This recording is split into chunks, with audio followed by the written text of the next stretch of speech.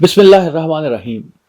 معزز خواتین و حضرات، پاکستان جو ہے وہ یہ سمجھتا ہے اور اس کا یہ یقین ہے اور اہل پاکستان کا بھی یقین ہے کہ کشمیر پاکستان کی شارہ ہے۔ پاکستان نے کشمیر کے لیے 3 جنگیں لڑی ہیں، بے شمار جد و جہد کی ہے، بے شمار خون بہایا ہے، وہ کشمیر کو حاصل کرنے میں کامیاب نہیں ہو سکا، لیکن اس نے مسئلہ کشمیر کو زندہ رکھا ہے۔ آج بھی جب 5 فروری آتا ہے، جب دوسرے ایام آتے ہیں، تو پورے ملک میں اہل کشمیر کے ساتھ یکجہتی کا اظہار کیا جاتا ہے اور اس سلسلے میں مختلف تقاریب ہوتی ہیں۔ گزشتہ دنوں ہم مجیب الرحمان شامی صاحب کے ساتھ اور سلمان غنی صاحب کے ساتھ گجرانوالہ گئے۔ یہاں پہ فیصل منظور صاحب نے جو انہوں نے ایک نئی یونیورسٹی بنائی ہے، وہاں ایک تقریب کا انعقاد کیا تھا اسی سلسلے میں۔ وہاں پہ کشمیری رہنما بھی آئے اور دوسرے لوگ بھی آئے، شامی صاحب نے بھی تقریر کی، سلمان غنی صاحب نے انہوں نے بھی تقریر کی اور مجھے بھی تقریر کرنے کا موقع ملا۔ اور میں یہ دیکھ کے حیران رہ گیا کہ گجرانوالہ جو ہے، جو بظاہر تو ہمیشہ ہی کھانے کے حوالے سے مشہور ہے، یہ بڑا ایک اب علمی شہر بنتا جا رہا ہے۔ اس میں یہاں پہ ایک نئی ٹریڈیشن جو ہے وہ جنم لیتی ہیں۔ گجرانوالہ کا جب بھی تذکرہ ہوتا تھا تو میں ہمیشہ مجھے ہمارے ایک دوست یاد آتے تھے اور وہ بتاتے ہیں کہ وہ اپنی پوسٹنگ کے دوران ایک دفعہ انہیں گجرانوالہ میں کسی گھر میں کھانا کھانے کا اتفاق ہوا، اور کھانا جو تھا وہ اتنا لذیذ تھا کہ وہ بڑے متاثر ہوئے، ان کی اہلیہ جو ہیں وہ بہت متاثر ہوئی اس کھانے سے۔ اور جب کھانا کھا کے وہ باہر نکلے تو ان کی اہلیہ نے کہا کہ یہ کھانا کیسا تھا؟ انہوں نے کہا اچھا کھانا تھا۔ پھر انہوں نے اصرار کیا کیسا کھانا تھا؟ انہوں نے کہا بہت اچھا کھانا تھا۔ اور پھر انہوں نے کہا کہ اب بتائیں صحیح، آپ بتاتے کھل کے کیوں نہیں بتاتے کیسا کھانا تھا؟ اس نے کہا یہ کھانا کھانے کے بعد مجھے ایسے لگا کہ پچھلے 20 سال تم مجھے ونڈا کھواتی رہی ہیں، یعنی مطلب تم مجھے مویشیوں کا چارہ کھلاتی رہی ہو۔ گجرانوالہ کا کھانا بڑا باکمال ہوتا ہے اور گجرانوالہ کا جو کھانا بڑا زبردست ہوتی ہے۔ اس کی وجہ کیا ہے؟ اس کی وجہ یہ ہے کہ کہا یہ جاتا ہے کہ یہ کھانے کشمیر سے آئے ہیں۔ کشمیر سے کون سے لوگ آئے؟ کشمیر سے کشمیری آئے ہیں، بٹ آئے ہیں، اور گجرانوالہ میں بٹ بہت ہیں، اور بٹوں کا جو کھانے کا ذوق ہے وہ بہت اچھا ہے۔ ہمارے دوست یونس بٹ صاحب، ان کا تعلق بھی گجرانوالہ کے ساتھ ہے، وہ کہتے ہوتے ہیں کہ جب میں دیکھتا ہوں کہ گجرانوالہ میں بہت بٹ ہیں تو مجھے سمجھ نہیں آتی تھی اتنے بٹ کیا ہیں، تو جو ان کی کامیڈی ریسرچ ہے اس سے انہوں نے یہ نتیجہ نکالا کہ انہیں پتہ چلا کہ بٹ کیوں ہیں، اس لیے بٹ زیادہ ہیں کہ انہوں نے دیکھا کہ ایک جگہ ایک دن انہوں نے دیکھا کہ ایک فیکٹری تھی، اس کے اوپر لکھا ہوا تھا بٹ مینوفیکچرنگ فیکٹری۔ معزز خواتین و حضرات، یہ تو ایک مذاق کی بات تھی، لیکن سچی بات یہ ہے کہ یہ مسئلہ کشمیر جو ہے، یہ بھی اس کا تعلق بھی بہت قریبی تعلق جو ہے وہ گجرانوالہ کے ساتھ ہے۔ گجرانوالہ میں رنجیت سنگھ پیدا ہوئے۔ ہمارے ایک دوست ہیں، سکھ ہیں، امریکہ میں ہوتے ہیں، نیو یارک میں، ہم نے بڑا اچھا وقت ان کے ساتھ گزارا۔ وہ ہمارے ساتھ اکثر کہتے ہیں کہ یہ پنجابی جو ہیں، خاص طور پہ پاکستانی پنجابی جو ہیں، یہ پنجاب سے جو ہیں، یہ راجہ رنجیت سنگھ جو ہیں، اس کو گریٹ کیوں نہیں لکھتے؟ میں نے کہا سکھ ہونے کی وجہ سے نہیں لکھتے؟ اس کا نہیں، دیکھیں ایسی بات نہیں ہے کہ آپ مسلمان جو ہیں وہ مسلمانوں کو اعظم لکھتے ہیں۔ آپ لوگ اسکندر اعظم جو کرسچن تھا، جو غیر مسلم تھا، جو یونانی تھا، اس کو آپ اعظم لکھتے ہو۔ آپ نپولین جو ہے وہ عیسائی ہے، اس کو آپ اعظم لکھتے ہو، وہ بھی فرانسیسی ہے۔ لیکن آپ کا یہ جو معاملہ ہے رنجیت سنگھ کے ساتھ وہ ٹھیک نہیں ہے۔ اس نے کہا آپ تو حتیٰ کہ یہ جو چنگیز خان ہے، اس کو آپ چنگیز اعظم بھی لکھ لیتے ہو، کئی دفعہ لوگ لکھتے ہیں۔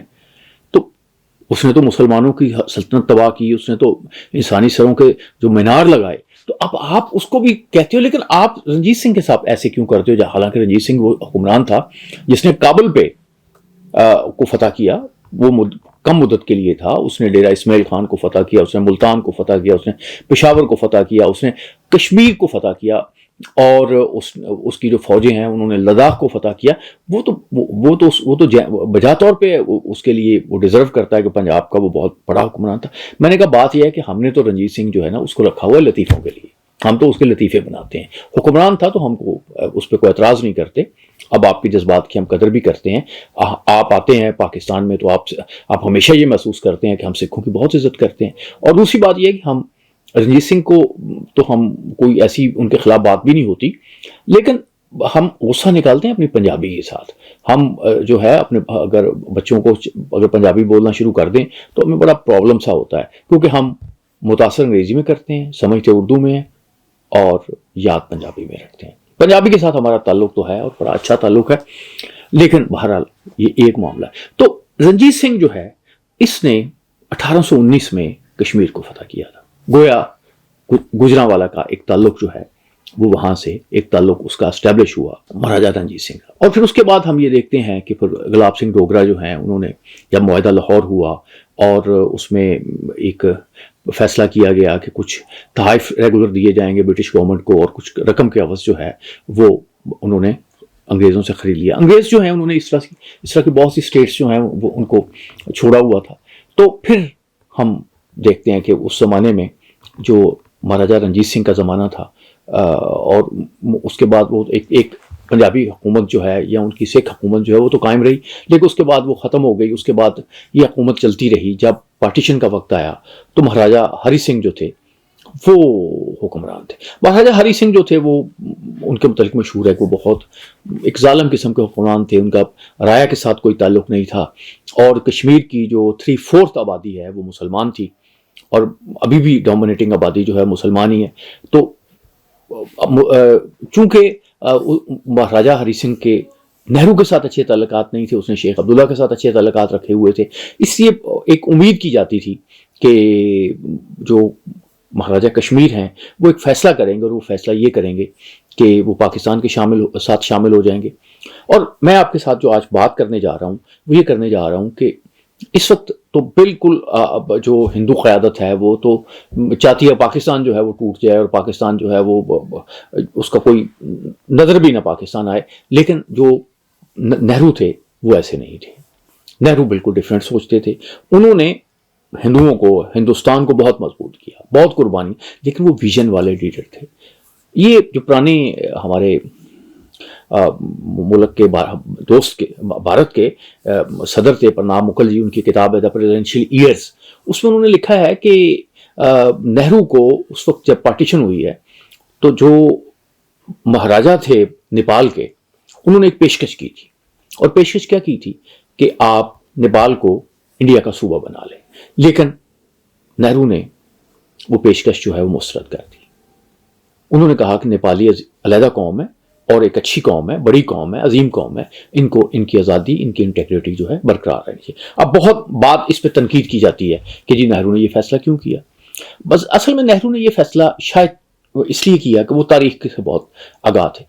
اگر ہم برصغیر کی 5000 سال کی تاریخ دیکھیں تو اس میں 500-600 سال آپ کو ایسے ملیں گے جس میں ایک یونائٹڈ آپ انڈیا رہا ہے, وغیرہ انڈیا میں ایک پارٹی مختلف حکومتیں قائم رہی ہیں. انڈیا کبھی بھی یونائٹڈ نہیں رہا. سب سے زیادہ جو ایک سمجھیں کہ سب ریاستیں اکٹھی کی وہ اورنگزیب نے کی, لیکن اورنگزیب کی یہی جو ایک معاملہ تھا یہ اس کو وجہ بنا مغلیہ سلطنت کے زوال کا. پھر آپ دیکھتے ہیں کہ انگریز جو ہیں ان کے دور میں بھی انگریزوں نے حکومت تو کی, لیکن 45% جو ایریا تھا اس میں ریاستیں تھیں اور وہ ریاستیں ایک طرح سے آزاد تھیں. ان کو برٹش گورنمنٹ کنٹرول تو کرتی تھی لیکن وہ انہوں نے آزادی جو ہے اس کو برقرار رکھا تھا. یہ ایک فارمولہ تھا. اور نہرو چونکہ بڑا اس کا ویژنری لیڈر تھا, اس کا انٹرنیشنل پالیٹکس کا بہت مطالعہ تھا, وہ سمجھتا تھا کہ قوموں کو کیسے لے کے آگے چلنا چاہیے, تو وہ یہ نہیں چاہتا تھا کہ کچھ ایسا معاملہ ہو. لیکن سردار پٹیل جو اس وقت تھے, سردار پٹیل جو تھے ڈپٹی پرائم منسٹر تھے, انہوں نے ریاستوں کو بھی اکٹھا کیا, وہ بالکل دوسرا نقطہ نظر رکھتے تھے. جیسے ہم فریڈم مڈ نائٹ میں بے شمار ایسے واقعات بیان کیے جاتے ہیں کہ اس میں ایک یہ بھی واقعہ بیان کیا گیا ہے کہ نہرو جو ہے وہ چاہتے تھے کہ کشمیر جو ہے وہ پاکستان کا حصہ بن جائے, اس سلسلے میں وہ ایک رول بھی ادا کرتے تھے. ہم یہ دیکھتے ہیں کہ جب یہ وہاں پہ قبائلی پہنچے ہیں, انہوں نے قبضہ کیا, اس کے بعد انڈین فوج آئی ہے اور انڈین فوج جو ہے وہ ایک لڑائی شروع ہوئی ہے, تو اس وقت اقوام متحدہ وجے لکشمی پنڈت کو جو ان کی بہن بھی تھی انہیں اقوام متحدہ میں کس نے بھیجا؟ نہرو نے بھیجا. یعنی اس مسئلے کو انٹرنیشنل کس نے بنایا؟ نہرو نے بنایا. اور ابھی اس کا پاکستان کو فائدہ ہوا کہ اس انٹرنیشنل مسئلہ بنانے میں نہرو کا رول تھا.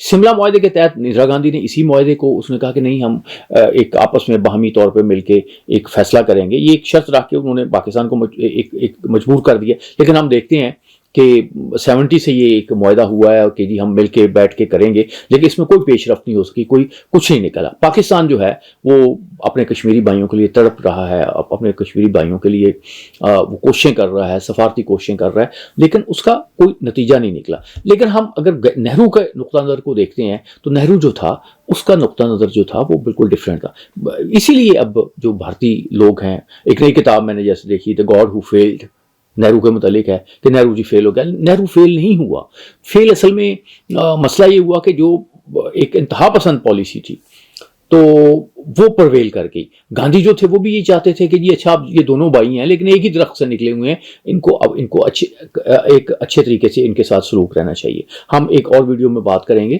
کہ 55 کروڑ روپے پاکستان کو جو ہے وہ انڈیا دے، اس کے لیے انہوں نے مرد رکھا اور اسی وجہ سے انہیں قتل کر دیا گیا۔ اور ان کے جب وہ انہوں نے مرد رکھا ہوا تھا، بھوک ہڑتال کی ہوئی تھی کہ جب تک میرے یہ مطالبے نہیں، پاکستان کو رقم نہیں دی جائے گی، اور کچھ مطالبے ان کے اور تھے، اس تک وہ برت رکھیں گے۔ تو پاکستان میں بھی ان کے لیے دعائیں کی جاتی تھی، مسلمان جو ہیں وہ بھی دعائیں کرتے تھے اللہ انہیں صحت دے۔ تو کیوں وہ یہ چاہتے تھے کہ یہ ایک قوم ہے، بیشتر لوگ اسی جو خطے میں رہنے والے ہیں اور ان کے مذہب ڈیفرنٹ ہو گئے ہیں۔ جناح کا نقطہ نظر ڈیفرنٹ تھا، ان کا نقطہ نظر یہ تھا کہ ہم اکٹھے ہو کے رہ سکتے ہیں، ایک دوسرے کو حقوق دے سکتے ہیں۔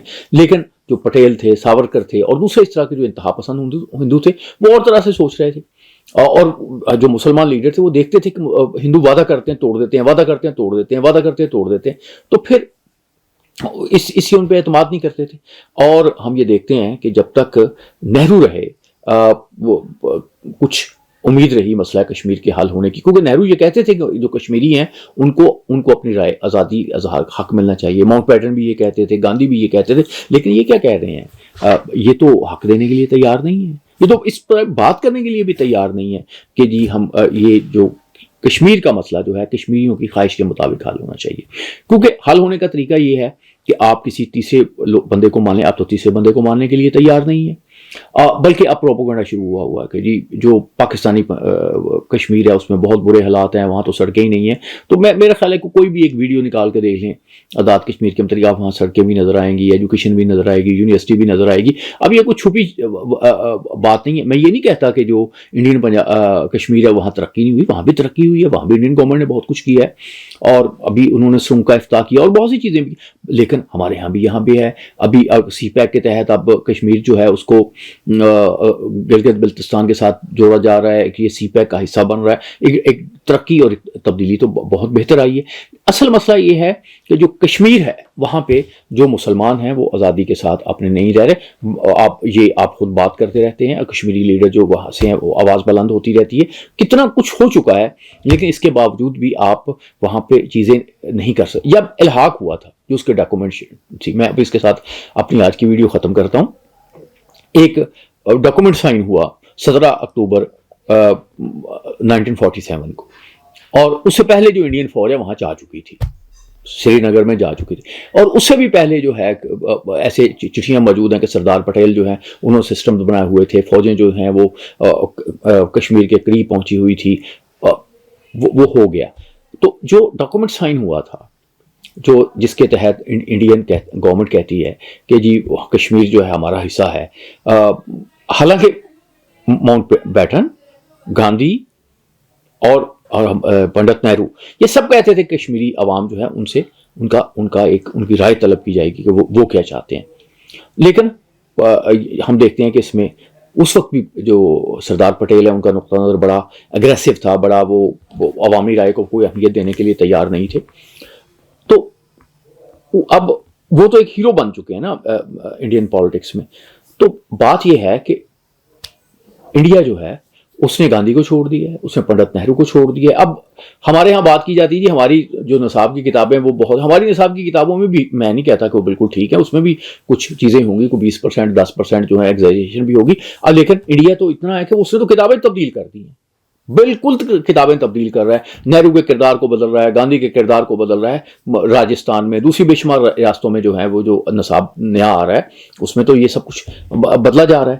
تو مطلب خواتین و حضرات، انڈیا ایک خطرناک کام کر رہا ہے، خطرناک سازش کر رہا ہے، وہ یہ کہ جیسے انہوں نے ایک بات مشہور کی ہوئی ہے کہ مسلمان انویڈر، یہ بات بار بار کریں گے جی مسلمان انویڈر تھے، مسلمان انویڈر تھے، بھئی آرینس بھی انویڈر تھے، یہ سارے لوگ جو ہیں یہاں پہ آئے ہیں تو وہ انویڈ کیا انہوں نے، پھر لیکن اس کے بعد انہوں نے دو طرح کے لوگ یہاں پہ ہیں، جو یہاں آئے اور یہاں سے کوئی چیزیں لے کے چلے گئے، وہ تو ہم انویڈر انہیں ماننے کے لیے تیار، لیکن جو یہاں پہ سیٹل ہو گئے ہیں، جنہوں نے تاج محل بنایا آپ کے لیے، جنہوں نے یہاں پہ بے شمار بلڈنگس بنائی، جس پہ آپ ایک پرائڈ لیتے ہیں کہ جی اس وقت 1/3 دنیا کی ورلڈ اکانومی جو ہے وہ انڈیا میں تھی، تو وہ سارے مسلمان تھے۔ تو معزز خواتین و حضرات، کشمیر جو ہے یہ اس کا جو ایجنڈا ہے یہ ایک بڑی تکلیف دہ بات ہے، یہ رکاوٹ بنا ہوا ہے مسئلہ کشمیر اس پورے خطے کی ترقی کے لیے، اور یہ رکاوٹ جو ہے یہ کیوں بنا ہوا ہے کہ بھارت اس کے مسئلے کو کس طریقے سے حل نہیں ہونے دیتا، وہ اس کو لے کے چل رہا ہے، اور کیوں چل رہا ہے اس کی وجہ یہ ہے کہ مسئلہ کشمیر جو ہے ایک وار انڈسٹری کا حصہ بن چکا ہے، یہ جو $100 بلین کے قریب پہنچ گئے، کوئی $70 بلین وہ کہتے ہیں ڈائریکٹ ہے، $30 بلین کے قریب، اور دوسرے طریقوں سے بھارتی فوج جو ہے وہ خرچ کر رہی ہے بجٹ کا، یہ وجہ بنی ہوئی ہے بنیادی طور پہ مسئلہ کشمیر کے حل نہ ہونے کی۔ تو معزز خواتین و حضرات، انڈیا میں ایسے بہت سے لوگ ہیں جو انصاف پسند ہیں، جو اس خطے میں امن چاہتے ہیں، جو پاکستان کے ساتھ اچھے تعلقات چاہتے ہیں، اسی طرح کے تعلقات چاہتے ہیں جیسے پنڈت نہرو چاہتے تھے، گاندھی چاہتے تھے، جیسے قائد اعظم محمد علی جناح چاہتے تھے، جیسے پاکستانی لیڈر چاہتے تھے۔ اس پاکستان اور انڈیا کے تعلقات کی بہتری کے بغیر اس خطے میں نہ امن قائم ہو سکتا ہے پائیدار، نہ یہاں ترقی آ سکتی ہے، اور یہ فیصلہ پاکستان نے بھی کرنا ہے، لیکن سب سے بڑا بھائی ہونے کے بات کر لیں، دوست ہونے کی بات کر لیں، یہ فیصلہ انڈیا نے کرنا ہے کہ ہم نے اپنے معاملات جو ہیں، اپنے مسائل جو ہیں، جس میں مسئلہ کشمیر بہرحال سر فہرست ہے، اس کو ریزنیبل طریقے سے کشمیری عوام کی خواہشات کے مطابق اس کو حل کرنا ہے، اس کو ووٹ کے ذریعے حل کرنا ہے۔ پاکستان جو ہے یہ ووٹ کے ذریعے بنا تھا، پاکستان جو ہے ٹیبل پہ بنا تھا، یہ جنگ کے ذریعے نہیں بنا تھا، تو اب اس خطے کی جو بقا ہے، اس خطے کا جو معاملہ ہے وہ بھی اسی طرح سے ہے کہ یہاں پہ ووٹ کے ذریعے ٹیبل پہ بیٹھ کے مذاکرات کے ذریعے مسئلہ کشمیر کو حل کیا جائے، اور جتنی جلدی یہ حل کیا جائے گا اتنی جلدی ہی دنیا میں امن قائم ہوگا۔ اللہ آپ کا حامی ناصر۔